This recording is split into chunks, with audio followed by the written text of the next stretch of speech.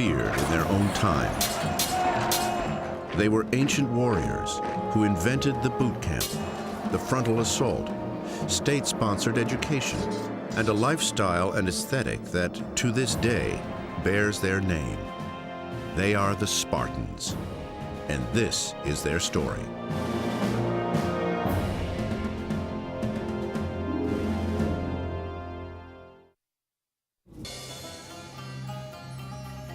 During Sparta's reign, ancient Greece was a collection of more than 1,000 self-governing communities called city-states. A city-state is really a city which functions for all practical purposes like a state or a nation, has its own government, its own army, its own navy, and its own laws. There were all of these states everywhere, many of them very remarkable for their culture. Sparta dates back to the 12th century BC, a time of great change in the ancient world, when Egyptian power was waning and the Second Babylonian Empire was on the rise. According to Greek legend, Sparta began with violence and conquest, when in 1150 BC, invaders from the north, who believed themselves to be descendants of Hercules, moved south to reclaim what they believed to be their ancestral land. When King Lacedaemon took over the Central Peninsula, he named it Laconia after himself. He named the central capital Sparta after his queen. For nearly 400 years, until roughly 750 BC, Sparta was Laconia's religious, cultural, and governmental center. Art and music flourished. Sparta is known for its beautiful choruses of singing women. The Spartans have a very attractive pottery that was traded. They were famous for bronze working. These are very early examples of Laconian artistry. No fine art of Spartan origin has been found that dates after the 7th century BC, when a population explosion forced Sparta to seek new land and new sources of food. They solved their problem by annexing an entire country which was both larger in population and territory than Sparta was. So that quirk of fate, that will change the course of Spartan history for the next 300 years. The land they chose to take over was Messenia, a separate Dorian community directly to the west. Messenia had rich farmland and a thriving agricultural economy. Today, it is where the famous Kalamata olives are grown. Messenia was also surrounded by rich stores of iron, Greece's most precious commodity for military equipment. Sparta needed Messenia, but the Messenians did not go quietly. This was a long and hard war. The Spartans were not able to put down Messenian resistance easily or quickly. The initial difficulty is simply topographical, getting over Mount Taygetos, which at its peak is 8,000 feet. But of course you don't go over the peak, you go round the side, and that means a detour, and that means marching a very long way. So you're very far from your base.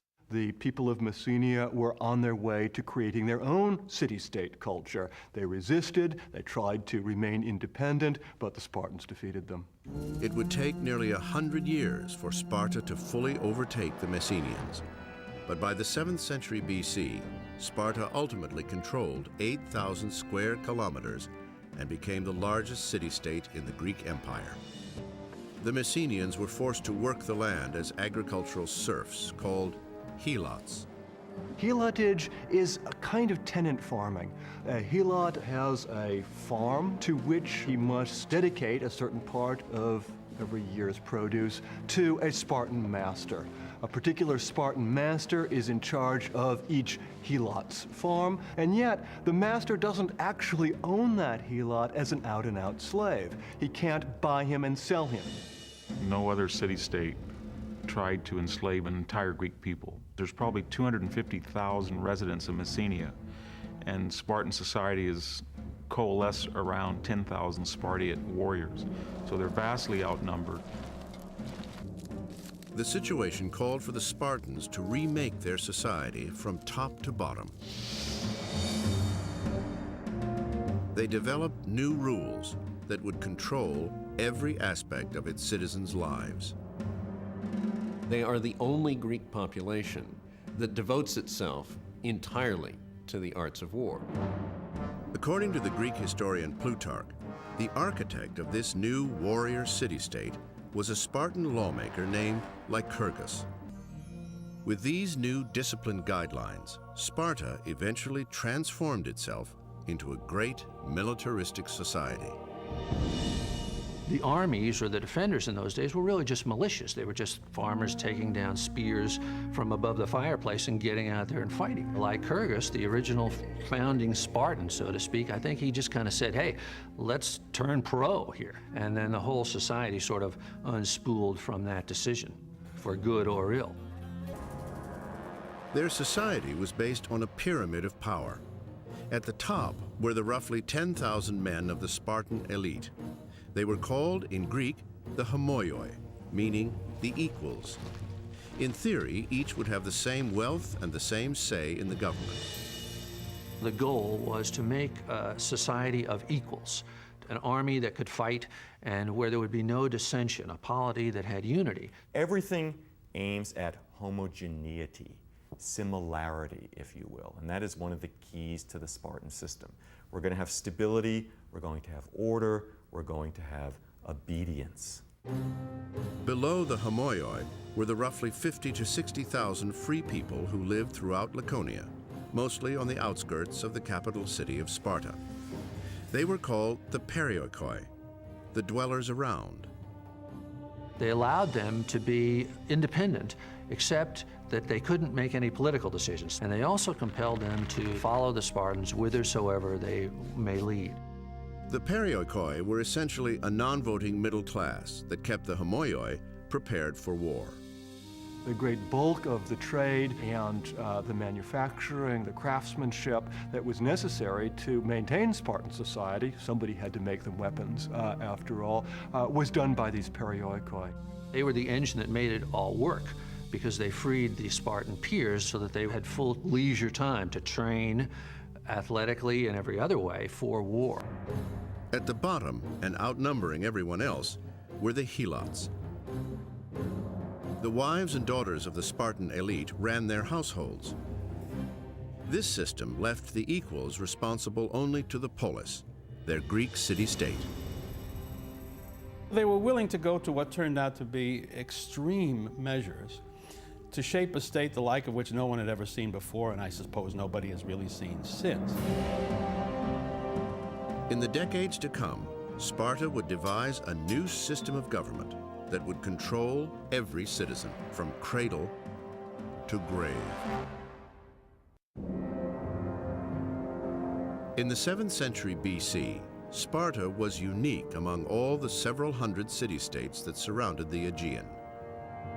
In every Greek polis, the state played more of a role in governing people's lives than many of us would accept today. Sparta went several degrees better.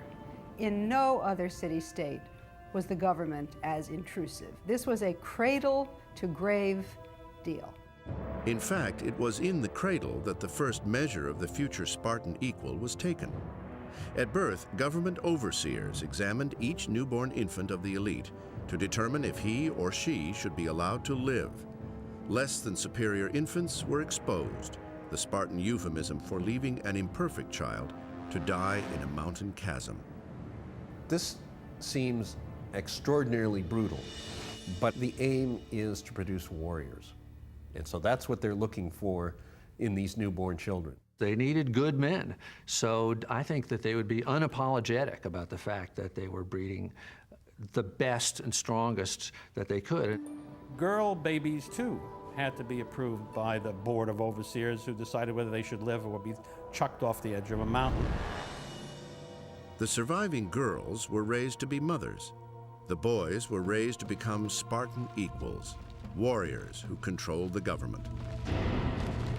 In Sparta, the government was by the people and for the people, if you were one of the homoioi, the equals. Everyone else, the perioikoi and the helots, were non-citizens. At the top of the Spartan government was a hereditary monarchy with a strange twist. The crucial starting point, which seems to be the most ancient part of their constitution, is they didn't have one king, they had two kings. Now, this is really weird.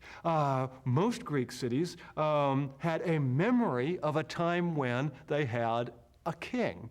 And many Greek cities maintained a kind of religious official who sometimes kept the name the king. The Spartans, however, had two kings, and they had real authority in society. Certainly real authority to lead the armies, profound religious authority. The reason for this is they serve as checks and balances on each other. They prevent any one man from becoming too powerful. The dual monarchy and 28 Spartiates over the age of 60 created a council of elders known as the Gerousia. The Gerousia set policy and served as the supreme criminal court. Sparta was in some way a gerontocratic society. Old people ruled, and there were certain positions open only to old people. And one reason for that was if you survive to be old in a Spartan environment, you must be pretty damn tough. Below the Gerousia was the Assembly of Citizens, which was made up of all Spartan equals over the age of 30, and was the least powerful branch of the Spartan government. The Spartan assembly is not about deliberation. It is about, as it were, taking orders from people who have already decided the proper way for the society to go forward. The assembly is going to say, rah, rah, let's do it, when somebody proposes a policy. Floating above it all was a board of 5 men called ephors, who ran the military, oversaw the educational system, and had considerable veto power over everyone, potentially even the kings. Their power was kept in check, however, by limiting their terms to 1 year and making them accountable to the assembly for their actions. Those who serve as ephors or in other offices, at the end of their year in office, automatically go on trial. It's as if every president of the United States were impeached and put on trial at the end of his 4 years or 8 years in office and had to answer charges. The goal of the Constitution was really to avoid allowing anyone or even any single institutional place in the society to become all-powerful. And I think that seems to have worked pretty well. How could you get anything done with all of these people standing in the way? Well, the whole system was invented not to get anything done. Its purpose was not to change, to stop change. It did a terrific job of that. In fact, for close to 400 years, Sparta had the most stable government in the history of ancient Greece. Yet it was anything but a democracy. Freedom of the citizen is a core element of democracy. The freedom to speak out, the freedom to vote your conscience, and freedom of speech was not characteristic of Spartan society. The Spartans had no conviction that freedom was even a good idea. Freedom was simply not in the package of virtues that a Spartan was taught to respect. Job 1 for the Spartan government was to keep control of the helots. So every year, the first item of business on the Spartan government's agenda was to declare war on the helots. And that was just sort of a formal way of saying any Spartan peer can kill any helot anytime he wants. Thucydides tells a chilling story about how the Spartans gave out the word that any helot who thought he had done the best service for Sparta in the war should come forward to be freed. And some 2,000 came forward.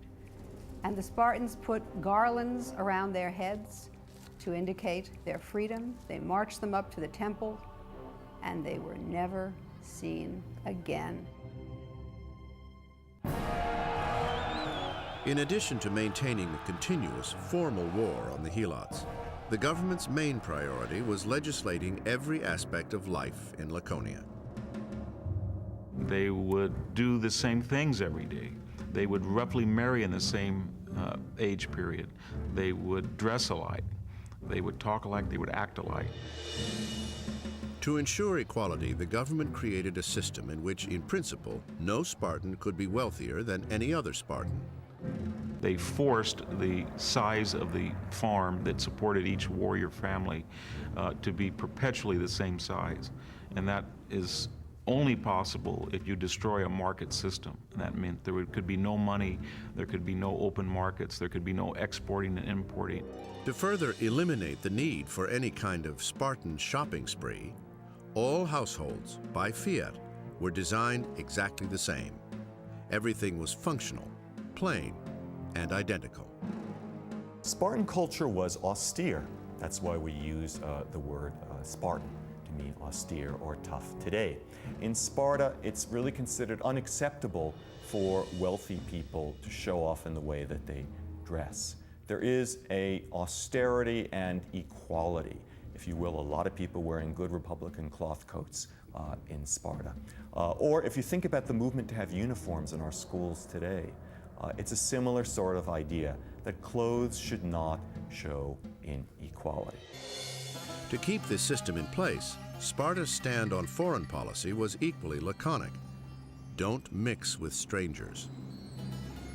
They didn't want anybody learning too much about Sparta, and furthermore, they didn't want Spartans learning too much about the rest of the world. They wanted to preserve their customs. They wanted to preserve their nationality. And really, one doesn't preserve that by mingling with others. Basically, they never left home. And on those occasions when groups of Spartans had to be away, connected with some military thing for some period of time, they almost always misbehaved and went crazy because they simply didn't have any way of coping with that. If all of these controls sound impossibly intrusive, they were. But government control over society was an accepted part of life in ancient Greece.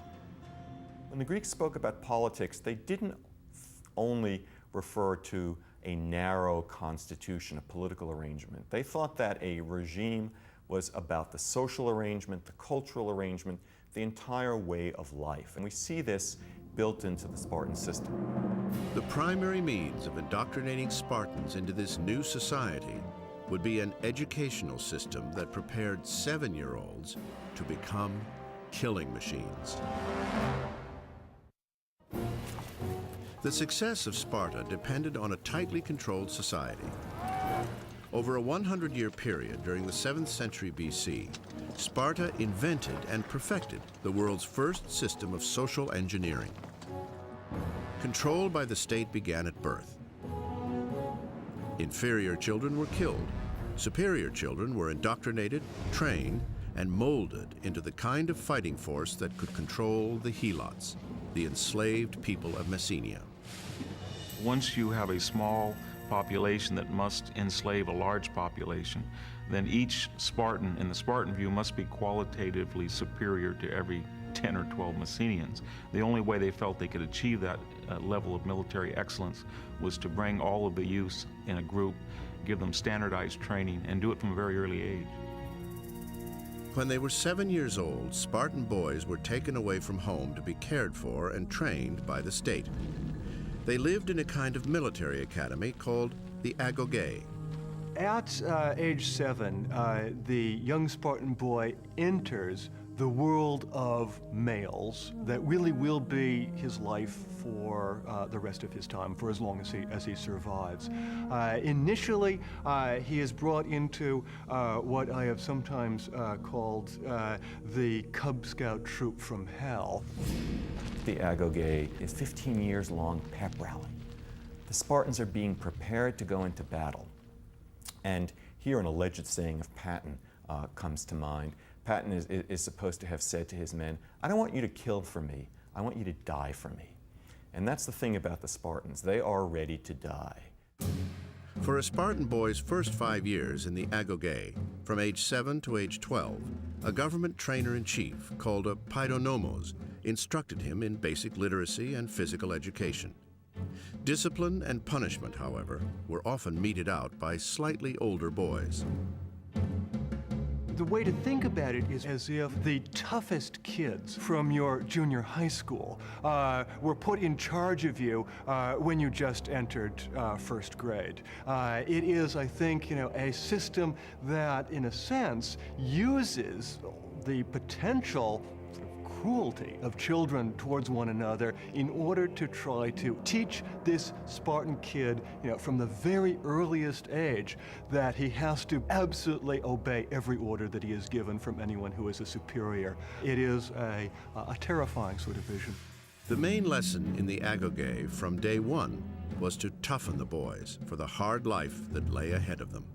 The Spartan training system was clearly meant to test for weakness and to cull out weakness. And throughout his life, a Spartan warrior had to worry about being watched by his fellow Spartans. They were constantly watching him for weakness, watching to see if he is really up to speed.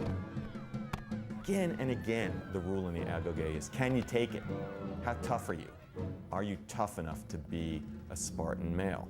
This is a tough love system, and it's more tough than love. Spartan girls also received training, but at home. She was trained from childhood to be tough, to be physically fit at any rate, to be presumably to some extent self-reliant. Because their raison d'etre was to produce strong sons to defend the community. They ate well, they participated in athletics, so they were, in a way, prime breeding specimens.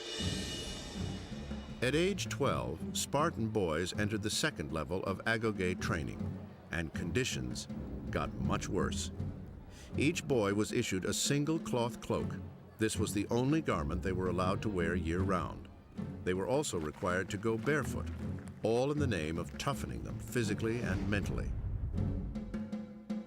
Anybody who's been to Laconia in the winter can see that the very idea that you would go barefooted or you'd have a single cloak would kill a modern American within minutes. Tired and cold, the boys were also hungry. The evening meals were cooked, if that's the right word, by the helot attendants. And they cooked absolutely horrendous food, apparently. And the most famous meal of the Spartans is what's called the blood soup. It's basically pork with a lot of blood floating around. Travelers to Sparta were appalled at the Spartan diet. One famous description was recorded by a visiting Sybarite from the north.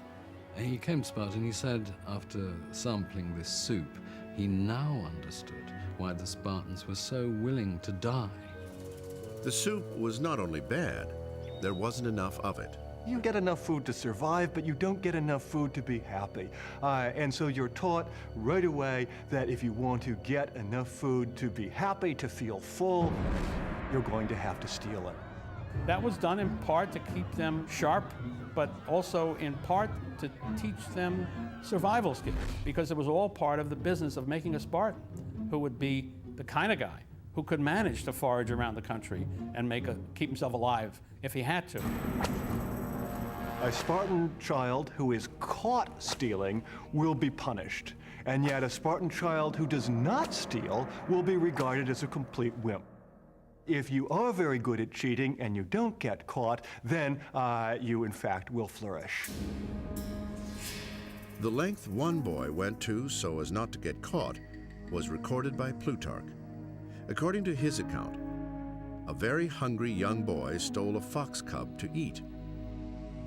When a superior suspected he had stolen the fox, the boy hid the vicious little animal under his cloak. Rather than be found out, the boy let the trapped animal bite away at his flesh until he died. This was taken throughout antiquity as an example of Spartan toughness. That boy had been taught to be so unflinching, to deal with pain, to be respectful to his superiors. On the other hand, he was being eaten alive from the inside. Toughening and strengthening Spartan adolescents was deemed necessary because of the kinds of battles they would one day fight. The phalanx is as strong as the weakest link. So the crucial element is to make sure that everyone is more or less equally strong, and that those who are weaker are simply eliminated. It was said of the Spartans that they were the only nation that when they went to war, things actually got easier for them. Life in the agoge was a weeding out process. Boys were continually required to pass tests of strength, flexibility, endurance, and cunning. Failure was severely punished. At the annual festival at the temple of Artemis Orthia, Spartans would gather to watch a test that might be called the grab for the cheese. The young men of Sparta divide into two groups. One group tries to steal the cheese that is piled up on the altar, and another group, armed with whips, try to prevent them from doing so. In that kind of melee, there are going to be occasions when people die. Much of what young Spartan males were put through seems like a forecast of the most ominous aspects of modern fraternity hazings. And indeed, there were many Spartan boys who, when the tests were over, had not passed and had died. It's a constant competition whereby everybody is being judged, graded in effect, and then there are winners who are given various advantages, various honors. So here's your Spartan. He is trained both to be like everybody else and to subordinate everything to the commonality and to be superior to everybody else. To help guide them through their training, each Spartan boy was required to take a mentor, an older man whose association with the boy continued for life. It was the responsibility of the mentor to watch out for a young boy that was in his care, to see that the training was proper, and to see that manners and character were also receiving appropriate attention. So that any time the Spartan army was in battle, there would be men who had the closest possible relationship with each other of a personal kind, standing next to each other in the battle line. The question of cohesion of units, of small units, is decisive in warfare. Can you imagine anything more cohesive than a unit made up of men of this type?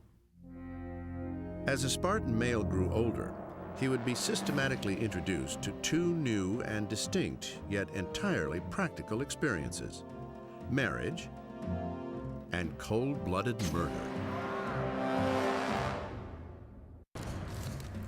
But before they could graduate, Spartan boys were put to one final test. The most promising students were selected to join the Crypteia, a secret security force dedicated to disposing of helots for any reason. Members of the Crypteia lived outside of Sparta, survived by their wits, and used the cover of darkness to cut throats. The Crypteia could be regarded as a readaptation of a manhood ritual. And we know of many societies where, in order to prove that you're ready to be a man, you have to achieve some particularly exceptional feat.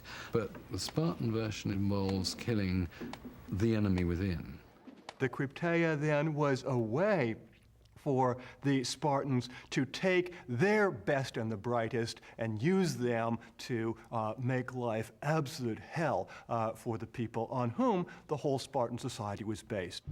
If you were a particularly handsome helot, if you were a helot who was known for agricultural innovations, if you were a helot who was thought to be in any way exceptional, you had to live in constant fear that the Crypteia would find out about how you stood out and made sure that you got dead.